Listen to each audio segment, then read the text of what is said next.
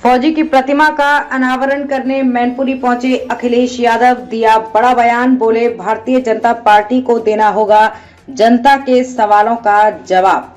2024 में इंडिया गठबंधन को बोले अखिलेश यादव, इस बार गठबंधन को करना पड़ेगा मजबूत। नोटबंदी को लेकर बीजेपी को शर्मिंदा होना चाहिए, देश के सामने माफी मांगनी चाहिए। जनपद मैनपुरी की मैनपुरी विधानसभा क्षेत्र के ग्राम छतारी में निवासी भूमिराज यादव फौजी की प्रतिमा का अनावरण करने पहुंचे। समाजवादी पार्टी के राष्ट्रीय अध्यक्ष अखिलेश यादव ने मूर्ति का अनावरण करते हुए माल्यार्पण किया। इस मौके पर अखिलेश यादव का मैनपुरी के समाजवादी पार्टी के कार्यकर्ता एवं लोगों ने उनका बहुत स्वागत किया। मूर्ति का अनावरण करने के बाद अखिलेश यादव मीडिया से रूबरू है। उन्होंने कहा कि इस बार 2024 में लोकसभा चुनाव को लेकर बोले अखिलेश यादव की इस बार समाजवादी पार्टी उत्तर प्रदेश में सभी सीटों पर जीत हासिल करेगी। इंडिया गठबंधन को मजबूत करना होगा, जो भारतीय जनता पार्टी का सफाया करेगा। जनता परेशान है और जनता निराशा हुई। उनकी सरकार में भारतीय जनता पार्टी को हिसाब किताब देना पड़ेगा। 10 साल का उत्तर प्रदेश की सरकार को 7 साल का 17 सालों के कामकाज का बीजेपी में एक ही गारंटी है, दिल्ली और लखनऊ वालों पर इनकी सरकार बनेगी तो अन्याय की गारंटी है। उनकी सरकार में ये गारंटी भी है कि घर घर युवा बेरोजगार बैठेंगे। उन्होंने कहा कि भारतीय जनता पार्टी की सरकार में सरकारी संस्थाएं बंद होंगी, प्राइवेट संस्थाएं चलाई जाएंगी, जिससे भी युवाओं को नौकरी के लिए भटकना पड़ेगा। राजस्थान छत्तीसगढ़ को लेकर बोले अखिलेश, बहमेट और जनता ने उन्हें मौका दे दिया तो आज नहीं तो कल मुख्यमंत्री उनका बनी जाएगा। कोई बड़ा सवाल नहीं है। सवाल बात ये है कि आप जो बेरोजगारी की गारंटी दे रहे हो, महंगाई की गारंटी दे रहे हो, जो ये चरम सीमा पर अन्याय है, जिस तरीके से अन्याय हो रहा है इस सरकार में, किसी भी गरीब को न्याय नहीं मिल पा रहा है, सरकारी अस्पताल में इलाज नहीं मिल पा रहा है। रात में गुलदस्ता देने को लेकर बोले अखिलेश, ये भारतीय जनता पार्टी की राजनीति है। उनके एजेंट प्रचार करने का काम करते हैं। आज गांव शालाओं में गायों की जो हालत है वो किसी से छुपी नहीं है। ट्यूसडम को लेकर बोले अखिलेश, मैनपुरी में 2 ट्यूसडम के पहले से 2 काम चल रहे थे, वो भी अभी तक पूरे नहीं हुए। उन्होंने विद्युत कारखाने को लेकर बताया कि एटा में जो विद्युत प्लांट बन रहा था उस पर भी अभी तक कोई काम नहीं हुआ है। उन्होंने मीडिया को अवगत कराते हुए कहा कि मैनपुरी में एक विधायक, एक मंत्री जनता ने दिए हैं, तो मैनपुरी के लिए आखिर भारतीय जनता पार्टी ने क्या विकास किया? बिजली सस्ती कर नहीं पा रहे हैं, नौकरी दे नहीं पा रहे हैं, स्वास्थ्य सेवाएं नहीं दे पा रहे हैं। अयोध्या में राम मंदिर को लेकर बोले अखिलेश, भगवान श्री राम सबके हैं, भगवान श्री कृष्ण ने अपना विश्व रूप दिखाया।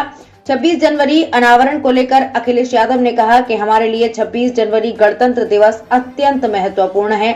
उन्होंने नौकरियों को लेकर कहा कि भीमराव अंबेडकर ने जो संविधान लिखा था, क्या उसके तहत आज युवाओं को नौकरियां मिल पा रही हैं? इस दौरान भारतीय जनता पार्टी पर निशाना चाहते हुए समाजवादी पार्टी के राष्ट्रीय अध्यक्ष अखिलेश यादव ने मीडिया को क्या कुछ और कहा, देखें इस खास रिपोर्ट में। उत्तर प्रदेश में बढ़ेगी। दिल्ली और लखनऊ वालों की गारंटी है कि घर घर बेरोजगार बैठेंगे।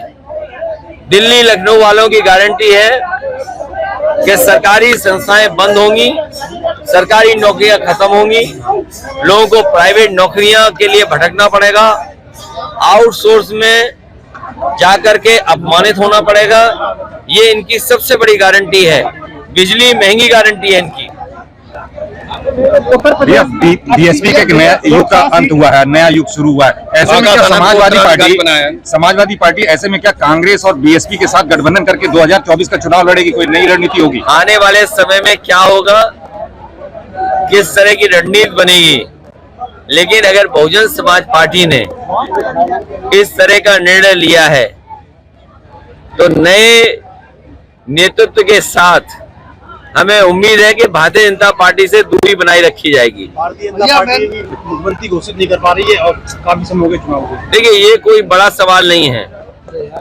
जब उन्हें बहुमत मिल गया है और जनता ने उन्हें मौका दे दिया तो आज नहीं कल मुख्यमंत्री उनका बनी जाएगा। ये कोई बड़ा सवाल नहीं है।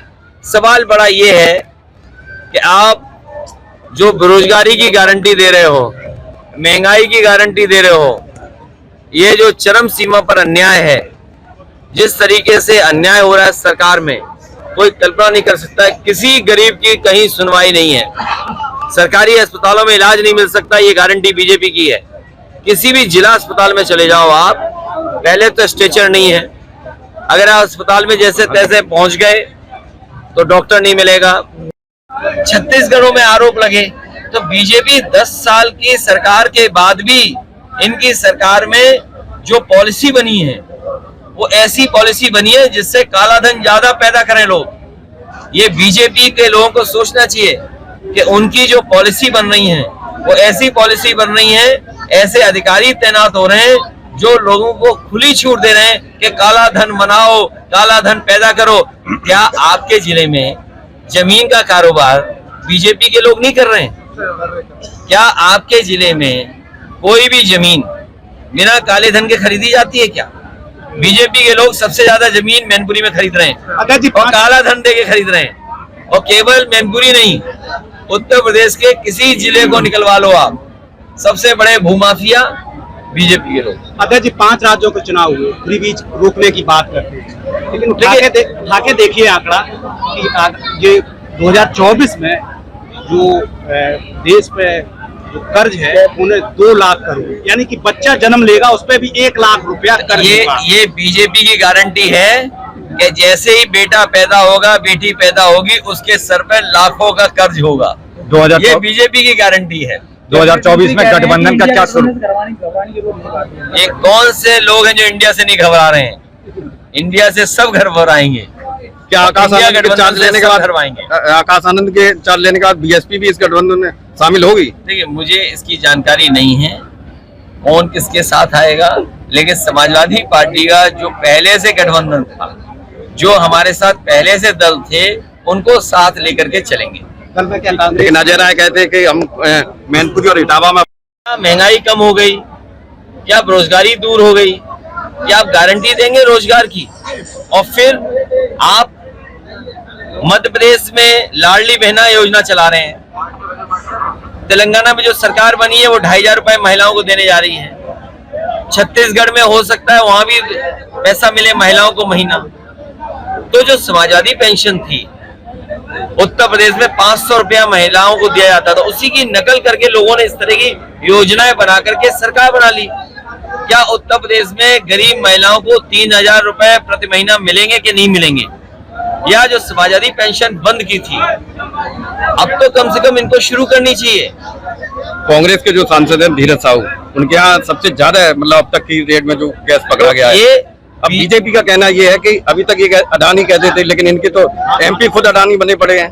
बीजेपी को शर्मिंदा होना चाहिए और बीजेपी को देश के सामने माफी मांगनी चाहिए। बीजेपी को शर्मिंदा होना चाहिए, बीजेपी को देश के सामने माफी मांगनी चाहिए इस बात के लिए कि नोटबंदी जैसी योजना उनकी फर्जी निकली। ये एक साहू नहीं, इस तरह के न जाने कितने घरों में लोगों के पास पैसा होगा।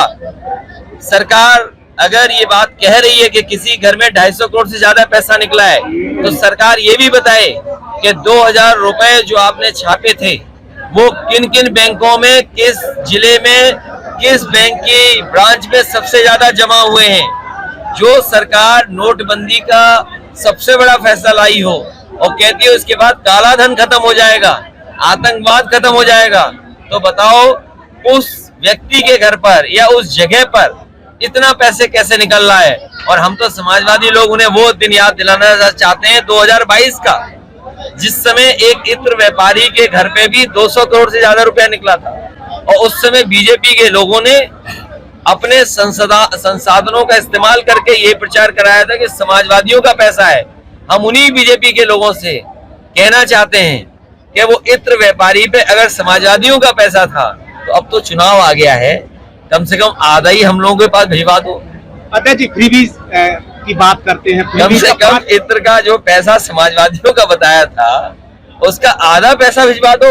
और सबसे बड़ी बात है, बीजेपी को माफी मांगनी चाहिए कि आखिरकार पैसे लोग कैसे इकट्ठा कर रहे हैं। अगर नोटबंदी योजना अच्छी थी, नोटबंदी के बाद काला धन इकट्ठा नहीं हो सकता है, तो आखिरकार वो इत्र व्यापारी जो कानपुर में पकड़ा गया था उस पे 200 करोड़ रुपए निकले, और साहू जो अभी पकड़े गए 2 बजट तो जो टूरिज्म के जो पहले से काम चल रहे थे वो भी अभी नहीं पूरे हुए हैं। एटा का ये जो बिजली का प्लांट लगा है, अगर ये चालू हो जाता तो आपको सस्ती बिजली मिलती, लेकिन एटा का प्लांट जानबूझ के नहीं चला रहे हैं क्योंकि बिजली बनने लगेगी। मुख्यमंत्री जी इसलिए नहीं चला रहे क्योंकि मुख्यमंत्री जी उस कारखाने का नाम नहीं बोल पाते। अध्यक्ष जी 22 लेकिन जनवरी को टूरिज्म मंत्री कहते हैं कि उन्होंने आपके विधानसभा क्षेत्र में काम कराया है, जैसे विधुना मार्कंडे आश्रम, उसमें उन्होंने 4-5 करोड़ क्या बोल रही है को दिए। ये क्या बोलते हैं, उनसे कहिए हम ये चाहते हैं जैसे दुनिया में ताजमहल जाना जाता है, तो मैनपुरी में कुछ ऐसा काम करो जो मैनपुरी याद करे कि आप टूरिज्म मिनिस्टर बने थे कि मैनपुरी को इतना बड़ा आपने काम कर दिया। आप पीछे क्यों हट रहे हो? जाइए मुख्यमंत्री जी से बजट लीजिए जा करके। आप $1 ट्रिलियन की सपना दिखा रहे हैं, क्या आप 500 करोड़ का काम नहीं कर सकते मैनपुरी में? वही चौराहों को सजाना, जनता को धोखा देना, आप बिजली सस्ती कर नहीं पा रहे, आप नौकरी दे नहीं पा रहे, आप इलाज नहीं दे पा रहे हैं, तो आखिरकार कब करेंगे आप ये काम? उत्तर प्रदेश के कैबिनेट मंत्री से पूछा गया था क्या इस बार 2024 में राम मंदिर का मुद्दा रहेगा, तो जयवीर सिंह ने वो स्वीकार किया था कि निश्चित तौर से भाजपा के लिए बहुत बड़ा मुद्दा रहेगी। ऐसे कैसे देखते हैं आप? कि भगवान श्री राम सबके हैं, भगवान सबके हैं। मान लीजिए भगवान श्री कृष्ण ने अपना विश्व स्वरूप दिखाया, तो क्या था उसमें? तो भगवान सबके हैं, भगवान एक दल एक व्यक्ति के नहीं है, भगवान हमारे आपके भी है। अध्यक्ष जी 22 जनवरी को क्या अयोध्या आप जाएंगे रामलला की? हमारे लिए 26 जनवरी महत्वपूर्ण है, गणतंत्र दिवस, और हमारे लिए बाबा साहब भीमराव अम्बेडकर जी ने जो संविधान दिया, डॉक्टर राममनोहर लोहिया जी ने जो सोशलिज्म का सिद्धांत दिया, नेताजी ने दोनों को ये सिद्धांतों को लेकर के जो हमें रास्ता दिखाया, ये हमारे लिए महत्वपूर्ण है। क्या जो नौकरी मिलनी थी संविधान के तहत मिल पा रही है नौकरी? हमें किसी से कोई वो नहीं है, अपना